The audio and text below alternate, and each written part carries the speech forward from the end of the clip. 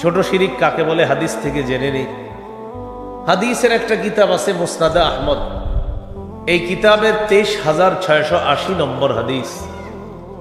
এই হাদিসের মধ্যে আছে ক্বালা রাসূলুল্লাহ সাল্লাল্লাহু আলাইহি ওয়াসাল্লাম ইন্না আখওয়াফা মা আখাফু আলাইকুম আশ-শিরকুল আসগর। রাসূলুল্লাহ সাল্লাল্লাহু আলাইহি ওয়াসাল্লাম বলেন, আমি তোমাদের ব্যাপারে সবচেয়ে আশঙ্কা করি ছোট শিরিকের, ছোট শিরিক। সাহাবীরা প্রশ্ন করলেন, ওয়া শিরকুল আসগর ইয়া রাসূলুল্লাহ, হুজুর ছোট শিরিক আবার কি জিনিস? ফাকালা রাসূলুল্লাহ সাল্লাল্লাহু আলাইহি ওয়াসাল্লাম আর-রিয়া, ছোট শিরিক হলো লোক দেখানো ইবাদত করা। বলেন তো, লোক দেখানো ইবাদত করাকে কি শিরিক বলে? ছোট শিরিক। একটু আমার সাথে বলেন, ছোট শিরিকের আরেক নাম গোপন শিরিক। আবার ছোট শিরিকের আরেক নাম গোপন শিরিক। গোপন শিরিক কাকে বলে এটাও হাদিস থেকে জেনে নিই। মুসনাদে আহমদ হাদিসের কিতাব 11,270 নম্বর হাদিস।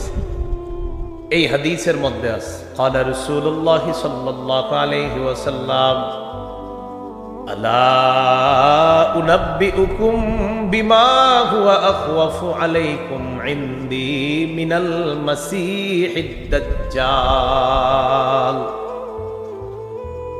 সাহাবায়ে কেরাম একবার দাজ্জালকে নিয়ে আলোচনা করতেছে। বলেন তো, দাজ্জালের আলোচনা করলে আমরা ভয় পেয়ে যাই না? আর এত ভয়ঙ্কর। তো সাহাবীরাও দাজ্জাল নিয়ে আলোচনা করতেছে।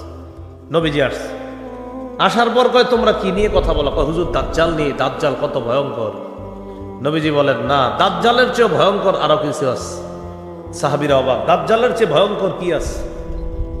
নবীজি বললেন, দাজ্জালের চাইতে ভয়ঙ্কর জিনিস হলো আশ-শিরকুল খাফিয়্যু, গোপন শিরিক।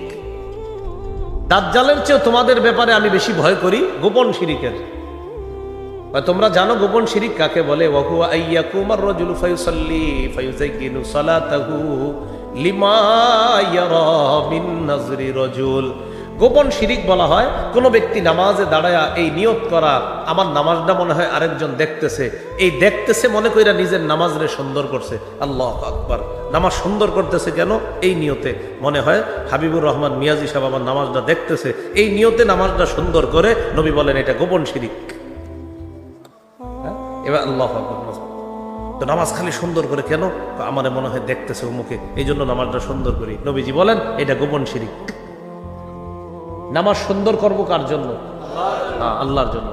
এক সাহাবী নবীকে প্রশ্ন করলেন, ইয়া রাসূলুল্লাহ, আমরা যদি আল্লাহর জন্য নামাজ পড়ি আর মানুষ যদি প্রশংসা করে, এটাও কি শিরিক হবে? নবীজি বললেন, না, তুমি যদি আল্লাহকে খুশি করার জন্য নামাজ পড়ো আর এতে যদি মানুষ তোমার নামাজের প্রশংসা করে, তিলকা আজিলু বুশরাল মুমিন, এটা হলো মুমিনের দুনিয়াতে নগদ সুসংবাদ। তাহলে বিষয়টা আবার বুঝেন, নামাজ আমি আল্লাহরে খুশি করার জন্য পড়লাম, বান্দা আমার নামাজের প্রশংসা করছে, নবীজি বলেন এটা সুসংবাদ। আর আমি বান্দাকে খুশি করার জন্য যদি নামাজ সুন্দর করি, এটা রিয়া, এটা গোপন শিরিক, এটা ছোট শিরিক।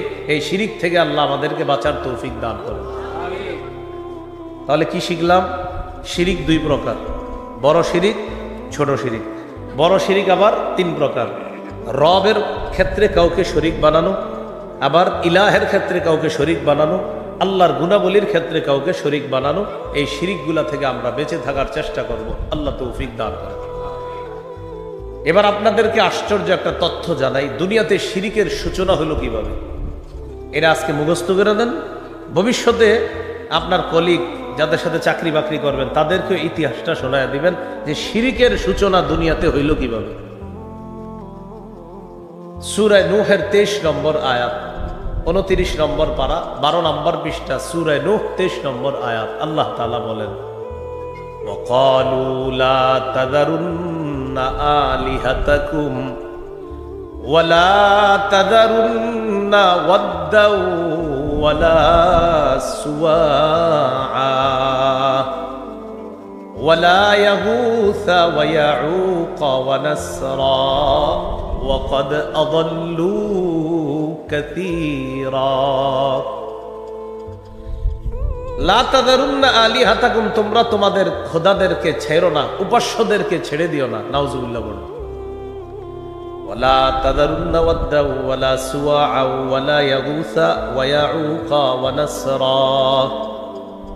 ওয়াদ্দুন নামক খোদাকে পরিত্যাগ করবা না, সুয়া নামক মূর্তিকে পরিত্যাগ করবা না, ইয়াগুস নামক মূর্তিকে পরিত্যাগ করবা না, ইয়াউক নামক মূর্তিকে পরিত্যাগ করবা না, নাসরুন নামক মূর্তিকে পরিত্যাগ করবা না। কয়টা মূর্তির নাম বললাম?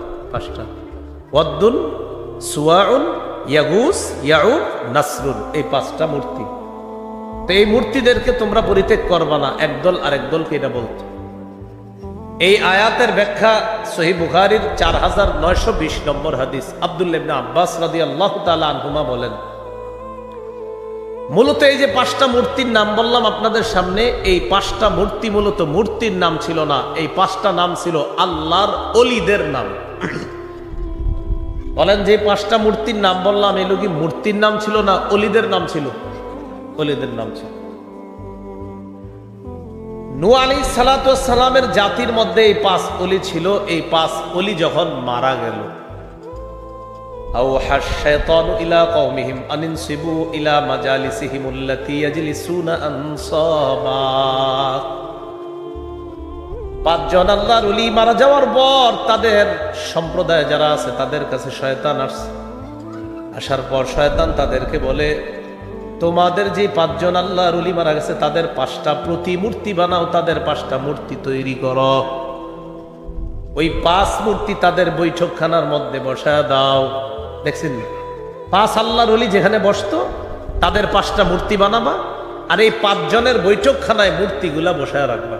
আমরাও অনেক সম্মানিত মানুষের মূর্তি বানাই, হ্যাঁ, বানায় মনে করি কি এটা সম্মান না। যার মূর্তি বানাইলাম এটা তারে সম্মান দেওয়া হয় না। আমি তো আশাবাদী, যার ব্যাপারে এগুলো করা হয়েছিল এতদিন, তিনি মনে হয় এখন কিছুটা শান্তিতে আছে, যে আলহামদুলিল্লাহ হুজুরদের কারণে এখন ভালো আছে। আমরা ভাবি যে এটা সম্মান, সম্মান না। তো শয়তান এসে কি বলল, এই 5 আল্লাহর ওলি যেখানে বসতো এই 5 আল্লাহর ওলির বৈঠকখানায় 5 জনের মূর্তি বানাও, আর 5 মূর্তির নাম রাখবা কি ওই 5 আল্লাহর ওলির নামে মূর্তিগুলোর নামও রাখবা। ওয়াদ্দুন নামক আল্লাহর ওলি যেখানে বসতো সেখানে একটা মূর্তি বানায়া, ওই ওয়াদ্দুন নামক মূর্তি যেখানে বসাইছে সেখানে আল্লাহর ওলির একটা প্রতিমূর্তি বানায়া মূর্তির নামও দিছে ওয়াদ্দুন। সুয়াউন মূর্তির নাম দিছে সুয়া। ইয়াগুস যে আল্লাহর ওলির নাম, ওই জায়গায় একটা মূর্তি বসায় ইয়াগুসের নাম দিছে ইয়াগুস, মানে মূর্তির নামও ইয়াগুস। ইয়াউক আল্লাহর ওলি যেখানে বসতো সেখানে একটা মূর্তি বসায় তার নাম দিছে ইয়াউক। নাসরুন নামক আল্লাহর ওলি যেখানে বসতো সেখানে একটা মূর্তি বসায় সেটার নাম দিছে নাসরুন। প্রিয় ভাইয়েরা, হাত পা জোর করে বলছি, বিশ্বাস করেন, কারো মূর্তি বানায়া আপনি তাকে সম্মানিত করার চেষ্টা করা, কিন্তু আপনি তো যদি তাকে ভালোবাসেন আপনার চিন্তা উচিত ছিল যে আমার অমুকে কবরের মধ্যে আছে, আমার ভাই কবরে আছে, আমার বাবা কবরে আছে, আমার উস্তাদ কবরে আছে, তার মূর্তি বানানোটা তার জন্য শান্তি না, এটা তার জন্য অশান্তি। বলেন, সন্তান বাবা মারা যাওয়ার পর শান্তি চাবে না অশান্তি চাবে? তো ইবলিস এসে কি বুঝাইলো, এই 5 মূর্তি বসাও আর 5 মূর্তির নাম রাখবা 5 আল্লাহর ওলির নামে। যেই কথা সেই কাজ। ফাফআলু, জনগণ 5 আল্লাহর ওলির 5টা মূর্তি বানাইলো, 5 জনের বৈঠকখানায় 5 মূর্তি বসায়া দিল। ফালাম তুবাদ, তখনও পর্যন্ত এই 5 আল্লাহর ওলির মূর্তির পূজা করা হয় নাই, শুধু মূর্তি বানানো হয়েছে কিন্তু পূজা করা হয় নাই। হাত্তা ইযা হালাকা উলাইকা ওয়া তানাসসাখাল ইলমু উবিদাত, যখন ওই জেনারেশন বিদায় নিল, পরবর্তী জেনারেশন দুনিয়াতে আসলো আর সঠিক বিদ্যার বিলুপ্তি ঘটলো, তখন ওই 5 আল্লাহর ওলির মূর্তিদের পূজা শুরু হয়ে গেল। তাহলে প্রথমে ছিল শুধু মূর্তি, পূজা ছিল না। পরবর্তীতে আল্লাহর ওলিরা মারা গেছে, মারা যাওয়ার পর পরবর্তী জেনারেশন মারা গেল, মারা যাওয়ার পর এরপরে যারা আসছে, তাফসিরের কিতাবে আসছে, ইবলিস তাদের কাছে আইসা বলে, আচ্ছা তোমরা এই 5 আল্লাহর ওলিরে কিছু করো? কয় না, কিছু করি না। তো কয়, তোমাদের বাপ দাদা এই 5 আল্লাহর ওলির পূজা করতো, 5 আল্লাহর ওলির মূর্তির পূজা করতো, তোমরাও মূর্তির পূজা করো। ইবলিস তাদেরকে দিয়ে মূর্তি পূজা করানো শুরু করে দিল। তাহলে বুঝে থাকলে বলেন, ঠিক আছে, পুরো ঘটনাটা বুঝে থাকলে বলেন, মূর্তি পূজার সূচনা খারাপ মানুষের মূর্তি বানায় হয়েছে না ভালো মানুষের? ঠিক এই পরম্পরায় এখনো এশিয়া মহাদেশে দেখবেন যারা কবর পূজা আর মাজার পূজা করে তারাও আল্লাহর ওলিদের নাম ব্যবহার করে কবর পূজা মাজার পূজা।